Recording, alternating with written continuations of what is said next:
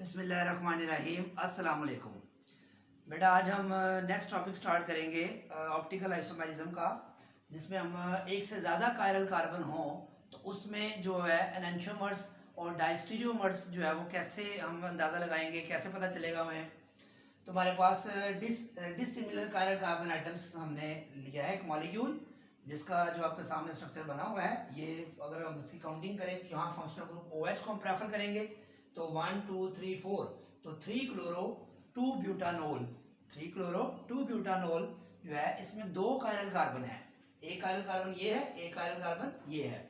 तो दो chiral carbon जब हो तो उसके आइसोमर्स कितने हो सकते हैं? तो आइसोमर्स फाइंड करने का फॉर्मूला है 2 raise to the power n, यानी कि जितने कायरल कार्बन होंगे यहाँ n number of chiral carbon आ जाएगा। यहाँ जो कि दो कायरल कार्बन है तो 2 की पावर n का मतलब 2 की पावर 2, तो इसके 4 पॉसिबल जो है वो ऑप्टिकल आइसोमर्स ड्रॉ किए जा सकते हैं। उसके बाद फिर देखते हैं हम कि बाज़ औक़ात ऐसा होता है कि जो है वो किसी प्रॉपर्टी की वजह से, जो हम बाद में डिस्कस करेंगे, कि वो आइसोमर्स मैक्सिमम 4 तो हो सकते हैं लेकिन इससे कम 3 भी हो सकते हैं, तो वो हम बाद में डिस्कस करते हैं। फिलहाल ये फार्मूला है maximum number of possible isomers draw करने का जो है वो। अब इसमें आप देख सकते हैं कि हमारे पास डिसिमिलर कायरल कार्बन एटम्स का मतलब क्या है। देखें, ये कायरल कार्बन है, ये भी कायरल कार्बन, ये AB दोनों के साथ सेम है। अगर मैं इस कार्बन को लूं तो ये समझिए कायरल कार्बन है, इसके साथ ये A है और ये B, इसके साथ भी ये A है, ये B, लेकिन एक के साथ ये D है, एक के साथ E है। ये D है क्लोरीन फैमिली और दूसरे के साथ E है OH। तो इस तरह इसको हम कहते हैं ये टू डिसिमिलर कायरल कार्बन हैं इस मॉलिक्यूल में।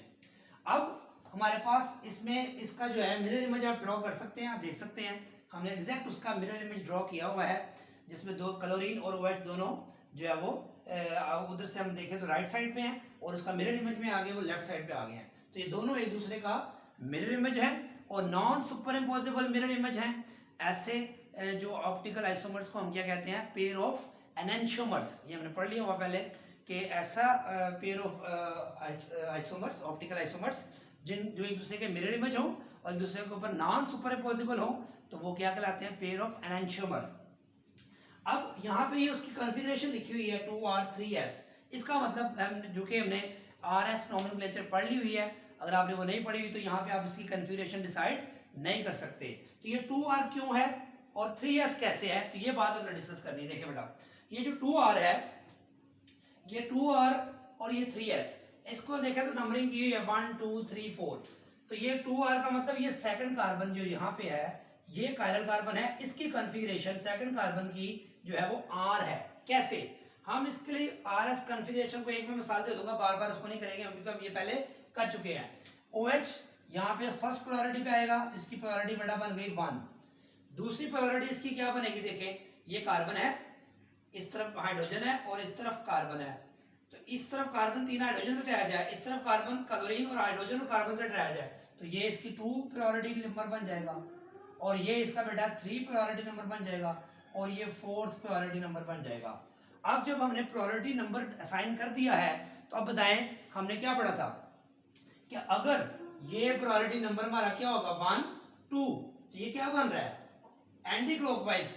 तो ये कॉन्फ़िगरेशन क्या बनेगी? S। लेकिन हम इसको क्या लिखेंगे? R। क्यों R लिखा यहाँ पे? क्योंकि मैंने कहा था जब हाइड्रोजन फिशर प्रोजेक्शन में हाइड्रोजन हॉरिजॉन्टल आ जाए इस तरफ या इस तरफ, तो जो उसके प्रायोरिटी ऑर्डर की कॉन्फ़िगरेशन बनेगी उसको हम उलट करके लिखेंगे। तो ये बनता है, इस तरफ जाए तो RS बनता है, तो हम यहाँ क्या लिखेंगे? R। सेम इस तरह यहाँ पे अगर आप देखें तो इसकी कॉन्फ़िगरेशन कैसे बनेगी? ये फर्स्ट कार्बन है बेटा, ये सेकंड होगा और ये थर्ड, तो इसके क्लॉकवाइज बनता है। क्लॉकवाइज बनने की वजह से इसका उलट करेंगे तो क्या बन जाएगा? क्लॉकवाइज का मतलब R और उलट करेंगे तो क्या बन जाएगा? S। तो इसलिए थर्ड कार्बन की जो कॉन्फ़िगरेशन है वो S आएगी। यानी कि दो कायरल कार्बन थे, अगर मैं कहूं इस कार्बन की कॉन्फ़िगरेशन क्या होगी? आप कहेंगे R, और इस कार्बन की कायरल कार्बन की कॉन्फ़िगरेशन क्या होगी? S। जो ही आप इसके मिरर इमेज की बात करें तो ये देखें, अब ये OH उस तरफ आ गया है और ये क्लोरीन भी उस तरफ चला गया है, तो यकीनन जो 2 पे पहले R था अब वो 2 पे क्या हो जाएगा? S, क्योंकि देखें OH दूसरी तरफ चला गया ना। सेम इस तरह जो 3 पे S था अब वो 3 पे क्या हो जाएगा? R। वो मैं करके नहीं दिखा रहा, अंडरस्टूड है। आप इसको अंडरस्टैंड कर सकते हैं। ये बार बार हम इसकी डिस्कस नहीं करेंगे क्योंकि हम पहले लेक्चर डिस्कस 2 इसके कर चुके हैं। तो ये कन्फिगरेशन देखें, हमारे पास 2r वाला क्या हो गया 2s और 3s वाला क्या हो गया 3r। इसका मतलब इस कार्बन की कन्फिगरेशन भी चेंज होगी और इस कायरल कार्बन की कन्फिगरेशन भी चेंज होगी। तो ये दोनों एक दूसरे के मिरर इमेज हैं, नॉन सुपरइम्पोजेबल है। तो 1 and 2 structure will form pair of enantiomer. और अगर इनकी इक्वल कंसंट्रेशन ले लें तो ये 50% क्लॉकवाइज 50% एंटी क्लॉकवाइज डेक्स्ट्रो लीवो होगा, तो ये रेसिमेट बन जाएगा। अब इसी का तीसरा आइसोमर हमने कैसे ड्रॉ किया है, इस Cl को इधर लिख लिया, OH को वहीं पे लिखा है, तो ये हमारे पास तीसरा इसका आइसोमर आ जाएगा। अब इस आइसोमर का फिर आगे मिरर इमेज ले लें, तो देखें H के सामने H है, OH के सामने OH है, तो ये इसका मिरर इमेज ऐसे ही ड्रॉ करेंगे आप। ठीक हो गया। अब ये 3-4 में भी कन्फिगरेशन आप देख सकते हैं, ये 2r है, ये 2r कैसे है, ये वैसे सेम ऐसे ही जैसे यहाँ पे हमने किया था। देखिए ये 1, ये 2 और ये 3, तो ये क्या बनेगा s बनेगा, इसको हम r लिखेंगे, ये बता चुका हूं मैं। लेकिन यहाँ देखिए क्लोरीन इस तरफ था तो इसकी बना था 3s, अब क्लोरीन उस तरफ चला गया है तो ये क्या बन जाएगा 3r। अब ये खुद ही आप अंदाजा लगा सकते हैं कैसे 3r हुआ है। तो इस तरह एक को समझना था, बाकी आप अंदाजे से भी कर सकते हैं क्योंकि उसको हमने कॉपी करना है ऑलमोस्ट। तो 3r हो गया। अब इसका मिरर इमेज ले लें, इसके मिरर इमेज में देखें, अगर ये कायरल कार्बन 2r है तो ये कायरल कार्बन उसका मिरर इमेज है, तो ये क्या हो जाएगा 2s, क्योंकि ऑपोजिट हो गया ना OH, इधर राइट साइड पे था, इधर लेफ्ट साइड पे है, तो 2s हो गया। और इस कार्बन की कन्फिगरेशन क्या थी 3r, तो यहाँ चूंकि उलट हो गया तो ये 3r की जगह क्या हो जाएगा 3s। तो ये दोनों भी एक दूसरे के क्या हुए हैं मिरर इमेज, नॉन सुपरइम्पोजेबल है, तो 3 and 4 will form a pair of enantiomer.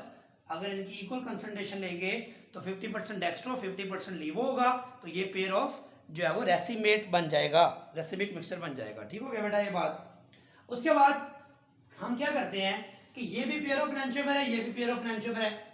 ये तो कॉन्फ़िगरेशन के साथ आपको बताया, आप इसके बगैर अगर आप करना चाहते हैं तो आप देखें कि इसमें दोनों ही एक दूसरे के मिरर इमेज है, ये दोनों भी एक दूसरे के मिरर इमेज है, तो ये पेयर ऑफ एनेंशियोमर फॉर्म करेंगे। अब हम बात करते हैं 1-2 एनेंशियोमर है, 3-4 भी एनेंशियोमर है। अब हम बात करते हैं 1 और 3 की, इसकी और बेटा इसकी बात करते हैं। अब 1 और 3 को देखते हैं कि क्या ये मिरर इमेज है, तो ये मिरर इमेज नहीं है। देखें क्लोरीन के सामने तो क्लोरीन है, लेकिन OH के सामने यहाँ पे क्या आएगा हाइड्रोजन, तो ये मिरर इमेज नहीं है। ये मिरर इमेज नहीं है तो फिर एनेंशियोमर भी नहीं होंगे, सिंपल सी बात है, मिरर इमेज होना जरूरी है एनेंशियोमर के लिए। तो ये मिरर इमेज 1 और 3 आपस में मिरर इमेज नहीं बनते, लेकिन इसमें क्या चीज सेम है, इसमें देखें ये 2r था, ये कार्बन 2r था और ये कार्बन भी 2r था, लेकिन दूसरा कार्बन यहाँ 3s था, यहाँ 3r है। क्या मतलब, इस कायरल कार्बन की कॉन्फ़िगरेशन सेम है और इस कायरल कार्बन की कॉन्फ़िगरेशन उलट हो गई है।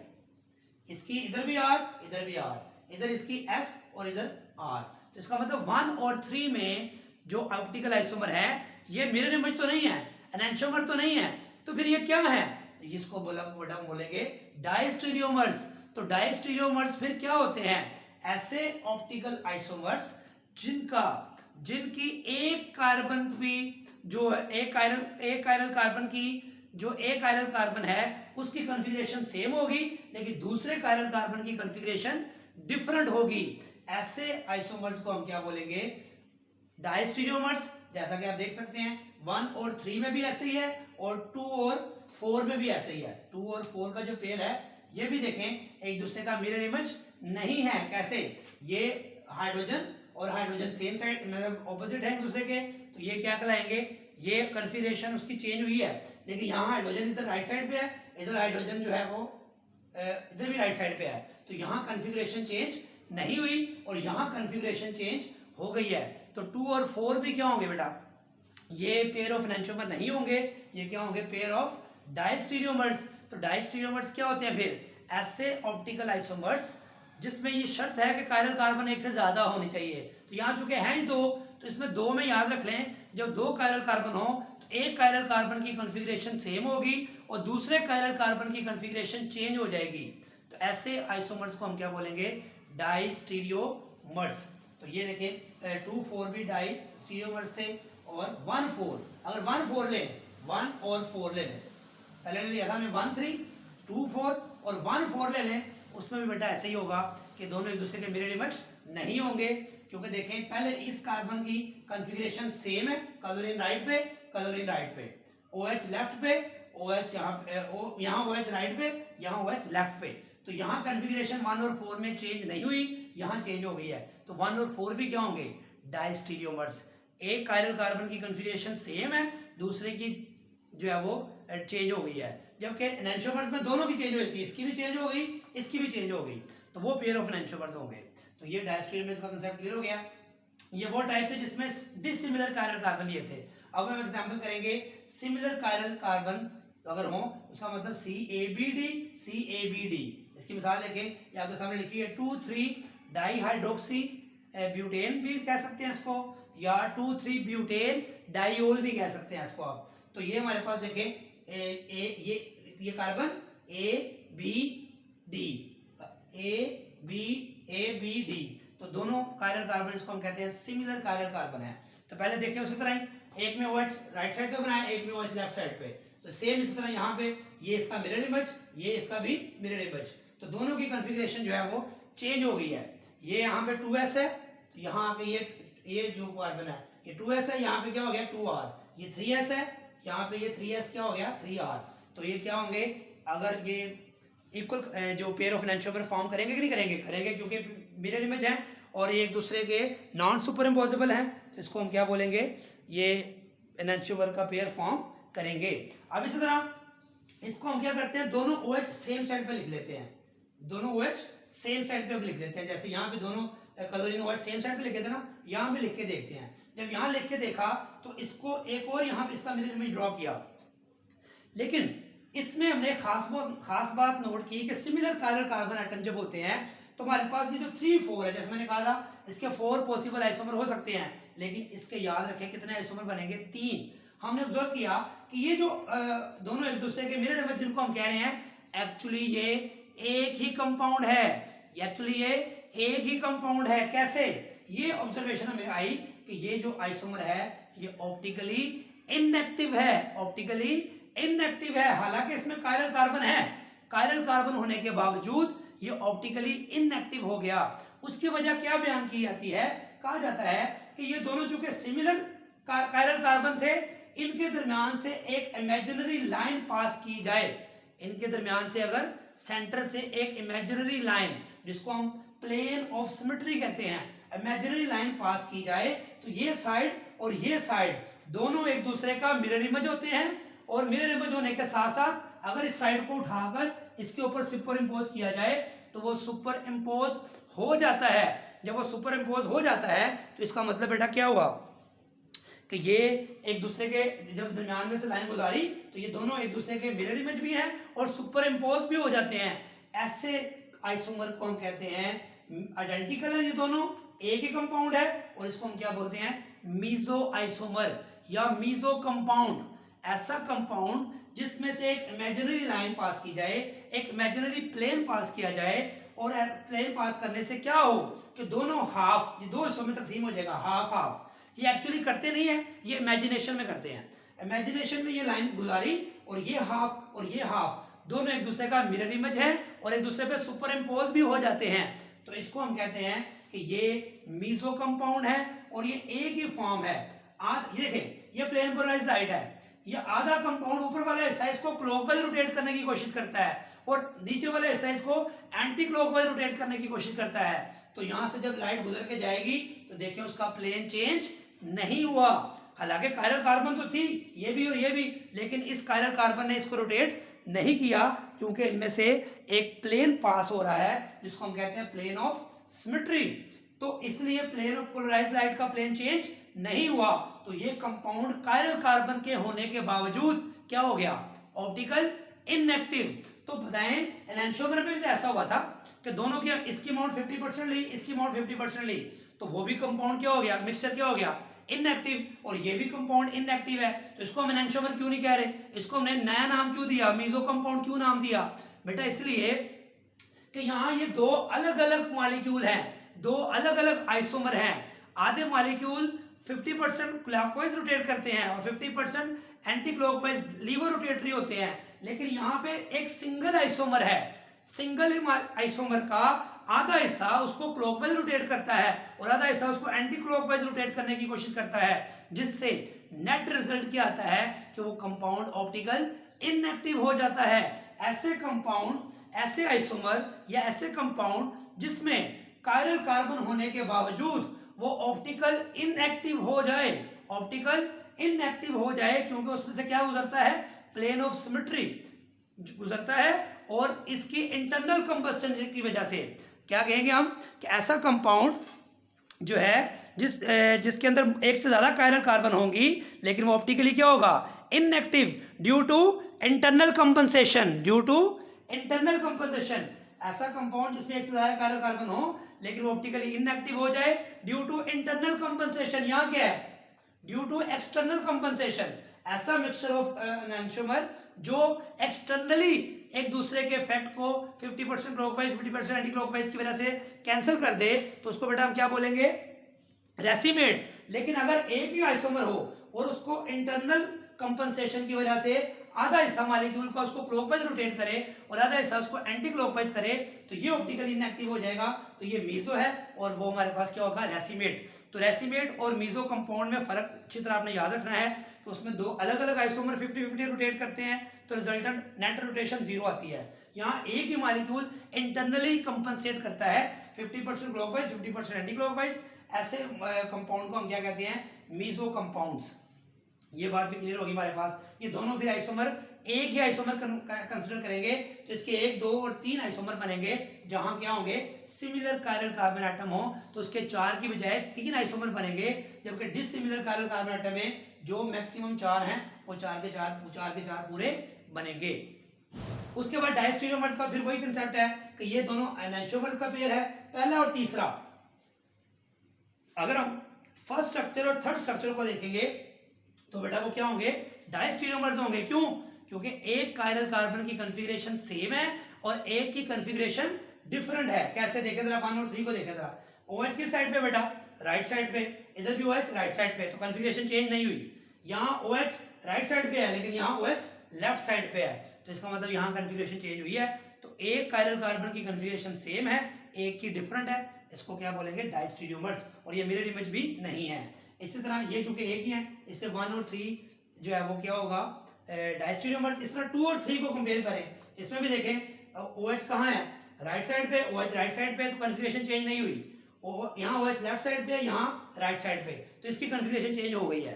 तो एक की चेंज हुई है, एक की नहीं, तो ये मिरर इमेज नहीं है, तो ये पेयर ऑफ डायस्टीरियोमर्स होगा। और बाकी मीजो कंपाउंड क्या हो गए मैंने आपको बता दिया है। इसकी प्रैक्टिस आप कर सकते हैं, टाटारिक एसिड ले लें, सेम वहां CH3 की जगह COOH लगाएं, CH3 की जगह COOH लगाएं, तो ये मैंने कॉन्फ़िगरेशन इसकी लिख दी है। इसके भी आप 3 स्ट्रक्चर ड्रॉ कर सकते हैं।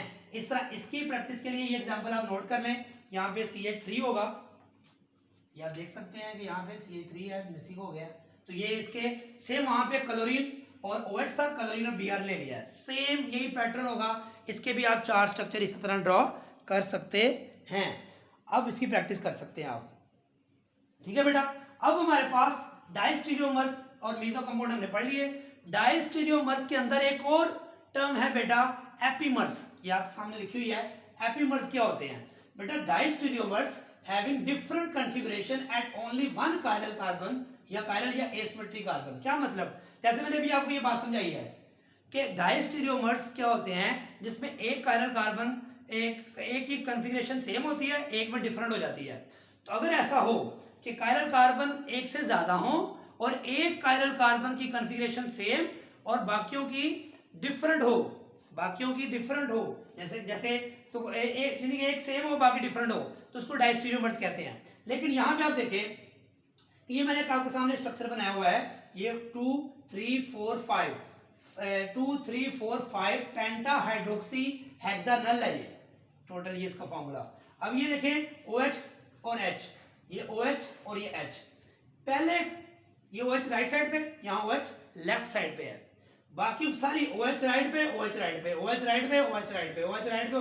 तो ये सारे हिस्से की कॉन्फ़िगरेशन सेम है, सिर्फ एक कायरल कार्बन की कॉन्फ़िगरेशन चेंज हुई है। तो ऐसे डायस्टीरियोमर्स जिसमें सिर्फ एक कायरल कार्बन की कॉन्फ़िगरेशन चेंज हो, बाकी सब की सेम हो, उसको क्या बोलेंगे, एपीमर्स। तो होंगे ये डायस्टीरियोमर्स ही। तमाम एपीमर्स क्या होते हैं, डायस्टीरियोमर्स होते हैं, लेकिन तमाम डायस्टीरियोमर्स एपीमर्स होना जरूरी नहीं है। ऐसा भी तो हो सकता है दो की चेंज होती और एक की सेम होती, तो डायस्टीरियोमर होना था उसने। यानी कि अगर ये मैं ये OH इधर लिख लूं, ये OH जो है वो OH इधर H इधर लिख लूं, तो फिर क्या होगा, दो कायरल कार्बन डिफरेंट हो जाएंगे ना, एक ही सेम, तो वो डायस्टीरियोमर तो होगा लेकिन एपीमर नहीं होगा। एपीमर के लिए क्या शर्त है, सिर्फ एक कायरल कार्बन की कॉन्फ़िगरेशन चेंज हो। ये 1 और 3 क्या होगा, एपीमर। डायस्टीरियोमर भी है, एपीमर भी है। ये 1 2, ये जो था 1 3, ये 2 4 2 4 2 4, ये सारे क्या हैं, डायस्टीरियोमर्स भी हैं और बेटा एपीमर्स भी हैं, क्योंकि इसमें कार्बन ही दो हैं, दो कायरल कार्बन है, एक में सेम है एक में डिफरेंट है, तो ये तो हो गई, ये डायस्टीरियोमर सारे एपीमर्स होंगे। लेकिन जब कायरल कार्बन 3 या 4 हो जाते हैं तब प्रॉब्लम बेटा क्या आती है कि सिर्फ एक भी डिफरेंट हो सकता है, एक से ज्यादा भी डिफरेंट हो सकते हैं। तो उसमें फिर हमने कैटेगराइज कर दिया ऐसे कायरल कार्बन, ऐसे डायस्टीरियोमर्स जिसमें एक कायरल कार्बन, यहाँ भी सेकंड कार्बन है, तो ये सेकंड कार्बन पे ये इनको बोलते हैं epimeric carbon. Epimeric carbon, 2 carbon is epimeric carbon, क्योंकि यहाँ कॉन्फ़िगरेशन सेम है, बाकी सारी कॉन्फ़िगरेशन जो है यहाँ कॉन्फ़िगरेशन डिफरेंट है, बाकी सारी सेम है। तो ऐसे डायस्टीरियोमर्स जिसमें एक कायरल कार्बन की कॉन्फ़िगरेशन चेंज हो, बाकी सारी सेम हो, उनको हम एपीमर्स कहते हैं। ये एक और एग्जांपल है, डी मैनोज, डी ग्लूकोज और डी ग्लैक्टोज। इसमें देखें कि यहाँ पे 2 पोजीशन जो है इसकी, इस 2 पोजीशन के साथ एपीमर्स हैं। ये सेम देखो OH किस साइड पे है, लेफ्ट साइड पे, लेफ्ट साइड पे, राइट साइड पे, राइट साइड पे, राइट साइड पे, राइट साइड पे, तो ये दोनों सारी कायरल कार्बन की कॉन्फ़िगरेशन सेम है, यहां सिर्फ डिफरेंट है, OH लेफ्ट साइड पे, OH राइट साइड पे, तो ये दोनों एक दूसरे के 2 कार्बन के लिहाज से क्या हो गए, यहाँ ये एपीमेरिक कार्बन होगी। ठीक हो गया। मैनोज, डी मैनोज और डी ग्लूकोज ये एक दूसरे के क्या हैं, एपीमर्स हैं एट कार्बन 2। ये डी का क्यों बताया था, डी का बताया था आपको मैंने कि लास्ट कार्बन देखिए OH राइट साइड पे है, OH राइट साइड पे है, OH राइट साइड पे है, तो ये डीएल कॉन्फ़िगरेशन में मैंने समझाया था कि इसके साथ डी ही आएगा एक बार। अब इसको इससे कंपेयर करें, इसको इसके साथ कंपेयर करें तो देखें OH राइट साइड पे, OH राइट साइड पे, H राइट साइड पे, H राइट साइड पे, OH लेफ्ट, OH लेफ्ट, तो ये सेम कॉन्फ़िगरेशन है इन सारी की। यहाँ देखें OH राइट पे है, यहाँ OH लेफ्ट पे है, तो इस हिस्से की कॉन्फ़िगरेशन बेटा क्या है, चेंज हुई है इन दोनों के हिसाब से। तो फोर्थ कार्बन जो है इसकी ये एपीमेरिक कार्बन कहलाएगी। फोर्थ कार्बन क्या कहलाएगी, एपीमेरिक कार्बन इन दोनों में। तो डी ग्लूकोज और डी ग्लैक्टोज ये एक दूसरे के एपीमर्स होंगे, डायस्टीरियोमर तो हैं लेकिन फोर्थ कार्बन के लिहाज से इनकी कॉन्फ़िगरेशन चेंज हुई है, यहाँ भी कॉन्फ़िगरेशन सेम है, यहाँ भी कॉन्फ़िगरेशन सेम है, तो इस कारण कार्बन पे कॉन्फ़िगरेशन चेंज हुई है, तो इसको क्या बोलेंगे बेटा हम, एपीमेरिक कार्बन। और ये दूसरे के ऐसे डायस्टीरियोमर्स को हम कहेंगे एपीमर्स। और इस तरह ये दोनों भी एपीमर्स हैं at carbon 2 point of view से, और ये दोनों भी आइसो एपीमर्स हैं इस कार्बन के लिहाज से। अगर एक से ज्यादा कायरल कार्बन की कॉन्फ़िगरेशन चेंज हो जाए तो फिर डायस्टीरियोमर जो होंगे वो एपीमर्स नहीं होंगे। तो ये बड़ा मोस्ट इंपॉर्टेंट कंसेप्ट था जो हमने डिस्कस किया, डायस्टीरियोमर्स, मेसो कंपाउंड्स और एपीमर्स। तो डायस्टीरियोमर्स की आगे टाइप है एपीमर। तो तमाम जो डायस्टीरियोमर्स हैं वो एपीमर्स नहीं होते, लेकिन तमाम एपीमर्स जो होते हैं वो डायस्टीरियोमर्स होते हैं। क्या होते हैं एपीमर्स, जिसमें एक कार्बन की कॉन्फ़िगरेशन चेंज हो बाकी सबकी सेम हो, ऐसे डायस्टीरियोमर्स को हम एपीमर्स कहते हैं। ये मिरर इमेज नहीं होते, ये जो है वो इसलिए इनको हम डायस्टीरियोमर्स कहेंगे। तो ये बड़ा सिंपल कंसेप्ट थे, छोटी छोटी बातें थी, शॉर्ट क्वेश्चन में ऑब्जेक्टिव में आती हैं, तो इसको प्रैक्टिस करें, दुआओं में याद रखें, अपने फ्रेंड्स में इसको शेयर करें, और अभी तक आपने चैनल को सब्सक्राइब नहीं किया तो सब्सक्राइब जरूर करें, कमेंट जरूर दिया करें। अल्लाह हाफिज।